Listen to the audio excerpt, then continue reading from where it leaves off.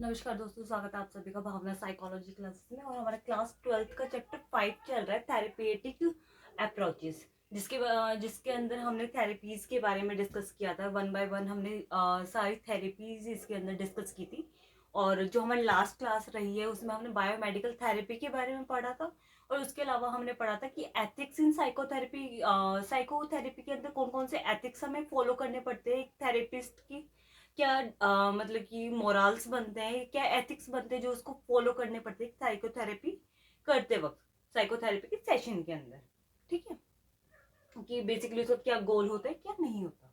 ठीक है, आज की जो हमारी क्लास है उसके अंदर हम 3 टॉपिक के बारे में पढ़ेंगे। फर्स्ट हमारा factor contributing in healing in psychotherapy, कि कौन कौन से फैक्टर्स है जो डिपेंड करता है कि साइकोथेरेपी कैसी रहेगी।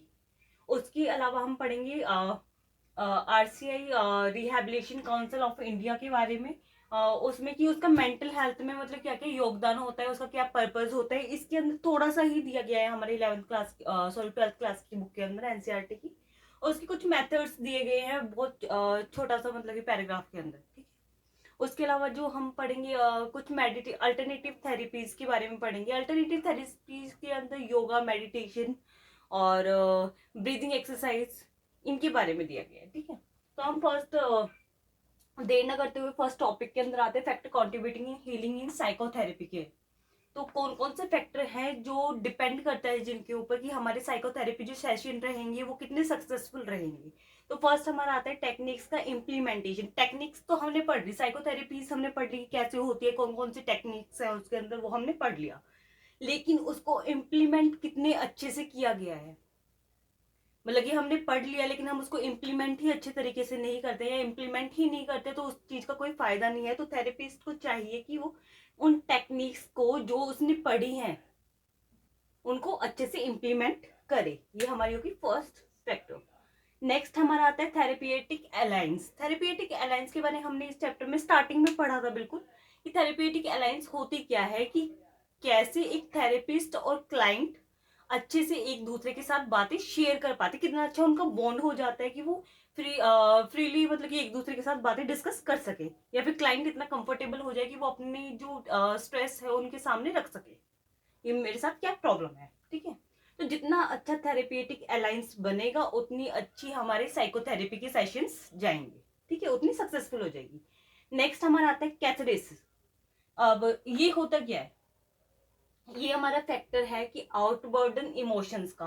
पहले मैं इसका मीनिंग आपको समझा देती हूँ। कैथारिसिस होता क्या है बेसिकली, कि आपने ये चीज देखी होगी कि एक अगर हम एक बॉक्स के अंदर या फिर एक बैलून के अंदर अगर हम हवा भरते जाते हैं भरते जाते हैं, तो जब हम बहुत ज्यादा उसके अंदर हवा हो जाती है तो जब हम उसको मतलब कि छोड़ेंगे तो वो अचानक से पूरा एकदम मतलब कि फट जाएगा। या तो आपने बैलून को देखा होगा, अगर हम उसकी कैपेसिटी से ज्यादा उसके अंदर हवा भर देते हैं तो वो अचानक से फट जाता है।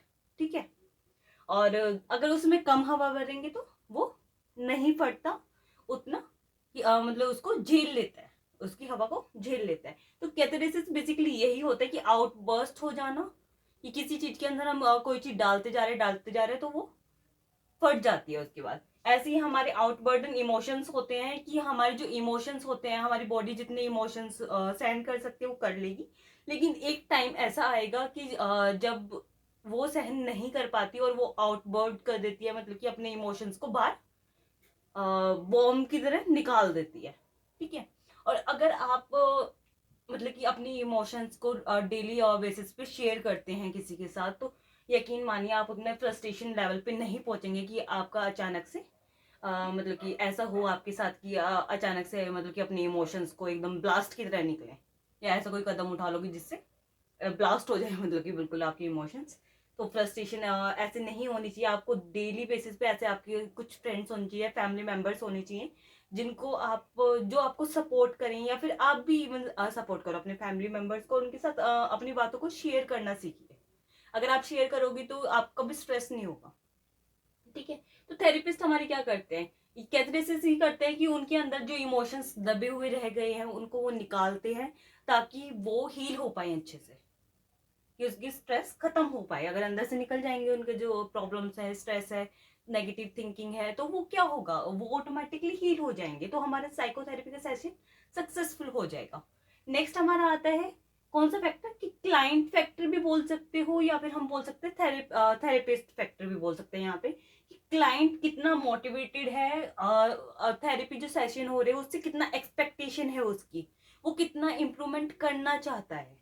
क्योंकि मेन जब कोई भी हम मेडिसिन देते हैं या फिर कोई भी हम थेरेपी करते हैं, काउंसलिंग करते हैं किसी भी पर्सन की, अगर जनरल भी देखा जाए, तो डॉक्टर भी जब आपको मेडिसिन देते हैं ना, तो वो हमेशा ये बोलते हैं कि जितना आपकी विल पावर स्ट्रोंग होगी और जितना आप अंदर से प्रे करोगे ना कि मैं ठीक हो रहा हूँ या ठीक हो जाऊंगा, पॉजिटिव थिंकिंग रखोगे, उतना ही जल्दी आप हील करते हो।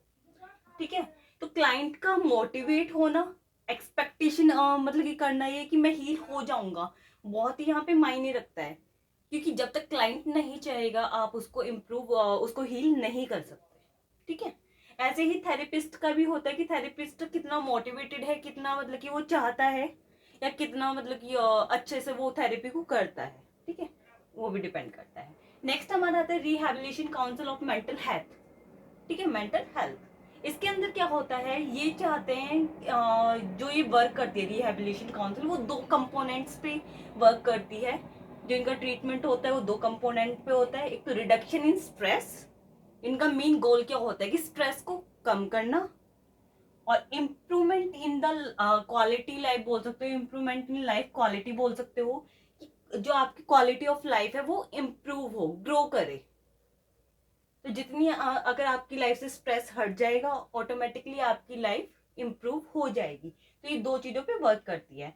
पहले हमें स्ट्रेस रिडक्शन करना है, उसके बाद किसी भी पर्सन में उनकी क्वालिटी की इम्प्रूवमेंट करनी है। कैसे कर सकते हैं, अगर मान लो कि किसी को ट्रेनिंग हम दे सकते हैं, इसके अंदर वोकेशनल ट्रेनिंग होती है। देखो मेथड्स देखो यहाँ पे, occupational social skill, cognitive restraining और वोकेशनल थेरेपी, 4 तरह के मेथड इसमें दिए गए हैं कैसे हम इम्प्रूवमेंट कर सकते हैं।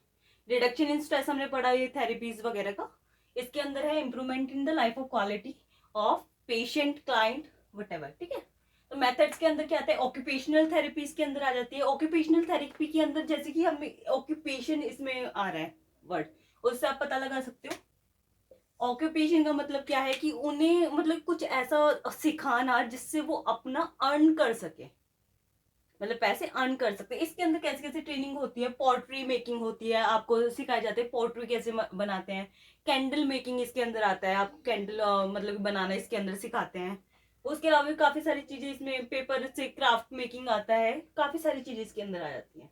कि आप छोटा सा मतलब कि आपको कुछ सिखाए जाते हैं, न्यू स्किल्स आपको दी जाती है जिससे आप थोड़ा सा अर्न कर पाए अपनी लाइफ में। सेकेंड हमारा आता है सोशल स्किल्स, कि आपको सोशल गैदरिंग्स हो रही है, सोशल ग्रुप्स हो रहे हैं, मतलब ऐसा पर्सन जो अपने स्ट्रेस से डील नहीं कर पा रहा था, पब्लिक से बच रहा था, वो कैसे सोशली डील करेगा, मतलब बाहर जाएगा, पब्लिक में जाएगा, वो कैसे डील करेगा, वो चीज इसके अंदर सिखाई जाती है। कि वो सोशल ग्रुप, जैसे सोशल आपको पता है सोशल मीडिया पे, ऐसे ही सोशल जहाँ पे हम लोगों से कनेक्ट करते हैं उसको हम बोलते हैं सोशल ग्रुप बोल सकते हो, या सोसाइटी बोलते हैं हम। सोशल स्किल्स वही आती हैं कि आप कैसे डील करोगे वहाँ पे, कैसे आप इंटरेक्ट करते हो लोगों के साथ, वो वाली स्किल यहाँ पे आपको सिखाई जाती हैं। नेक्स्ट इसके अंदर हमारा आता है कॉग्निटिव रिस्ट्रेनिंग। अब कॉग्निटिव रिस्ट्रेनिंग के अंदर इसके अंदर क्या हो जाता है आपका, कि आपको नई नई चीजें सिखाई जाती है जो आपकी कॉग्निटिव होता है, मेंटल हेल्थ से रिलेटेड, मतलब कि माइंड से रिलेटेड। तो यहाँ पे आपको ट्रेनिंग दी जाती है जिससे आप हील कर पाते हो अच्छे से, मतलब कि आपका माइंड जो होता है वो ज्यादा इम्प्रूव हो पाए, और कैसे मतलब कि मतलब कि उसको ट्रेनिंग दी जाएगी कि आप कैसे वर्क कर पाओगे, आपका माइंड अच्छे से वर्क करे। फिर हमारा आता है वोकेशनल थेरेपी। वोकेशनल थेरेपी के अंदर वोकेशनल बेसिकली होता है कि आपको कुछ अलग पढ़ाई से हटके कुछ अलग सिखाना। वोकेशनल के अंदर आपकी वोकल से रिलेटेड आ सकती हैं, जैसे कि वोकेशनल के अंदर आपकी आ सकती हैं कि आपको जैसे आरजे की ट्रेनिंग देना, आप अच्छे से मतलब कि कोई मतलब पढ़ाई से हटके आपको यहाँ पे मतलब कि वोकेशनल थेरेपी के अंदर वर्बली आपको चीजें सिखाई जाती हैं, मतलब वोकल से रिलेटेड, मतलब कि जैसे कि आपको सिखाया जाता है म्यूजिक, यहाँ पे हम सिखा सकते हैं आपको, म्यूजिक थेरेपी इसके अंदर आ सकती है, वोकल ट्रेनिंग आ सकती है। आरजीज आपने देखे होंगे, जर्नलिज्म का जो कोर्स होता है उसमें बोलना सिखाया जाता है, वो चीजें यहाँ पे आ सकती हैं। कि कैसे मतलब कि बोला जाता है, वो सारी चीजें यहाँ पे आ जाएंगी इसके अंदर, ठीक है। तो वोकेशनल आपको ट्रेनिंग दी जाती है, ठीक है। नेक्स्ट हमारा आता है इसके अंदर अल्टरनेटिव थेरेपीज के बारे में। तो अल्टरनेटिव थेरेपीज के अंदर क्या होता है, फर्स्ट हमारी आ जाती है योगा। आप सभी को पता है कि योगा का एक अहम रोल होता है हमारी लाइफ में, मतलब कि जब हम किसी स्ट्रेस से डील कर पाए उसमें, ठीक है। तो योगा में बेसिकली हमारे इसके अंदर जो दिया गया है वो दिया गया है आसन पोस्चर्स, जिसको हम बोलते हैं आसन, ठीक है। और सेकंड वन इज प्राणायाम के बारे में सबको पता होगा कि ब्रीदिंग हम जो करते हैं, मतलब अलोम विलोम जो क्रिया करते हैं, मतलब कि सांस लेते हो सांस छोड़ते हैं, उसके बारे में, ठीक है। नेक्स्ट हमारा आता है इसके अंदर मेडिटेशन। मेडिटेशन के अंदर आता है कि हमें अटेंशन को फोकस करना होता है, कि हमने कैसे फोकस करना है, ठीक है। तो उसके अंदर हमारा आ जाता है ऑब्जेक्ट्स आ सकते हैं, इसके अंदर मंत्र आ सकता है कि हम मंत्र को कैसे बोलते हैं, ठीक है। नेक्स्ट हमारा आता है हाइपर वेंटिलेशन। हाइपर वेंटिलेशन के अंदर हमारा आता है कि हम मेंटल जो डिसऑर्डर्स होते हैं उसमें कैसे हेल्प मिलती है हमारी। तो ऐसी योगा या ऐसी जो क्रिया होती है जिसमें हमें मतलब कि मेंटल डिसऑर्डर होते हैं, जैसे कि जनरल एंजाइटी ऑर्डर हम बोल सकते हैं, तो उनमें हमें या फिर डिप्रेशन से लड़ने में हमें कैसे हेल्प मिलती है, उसको हम बोलेंगे हाइपर वेंटिलेशन। ये भी एक तरह की योगा के आसन होते हैं जो हमें मेंटली हील करने में हेल्प करते हैं, ठीक है। तो आज की जो हमारी क्लास है उसमें इतना ही है। नेक्स्ट क्लास में हम नेक्स्ट चैप्टर स्टार्ट करेंगे जो कि है एटीट्यूड फॉर्मेशन। क्लास 12th रहेगी, क्लास 12th की सीरीज चलेगी और चैप्टर 6 रहेगा हमारा। तो हम नेक्स्ट क्लास में मिलते हैं, धन्यवाद।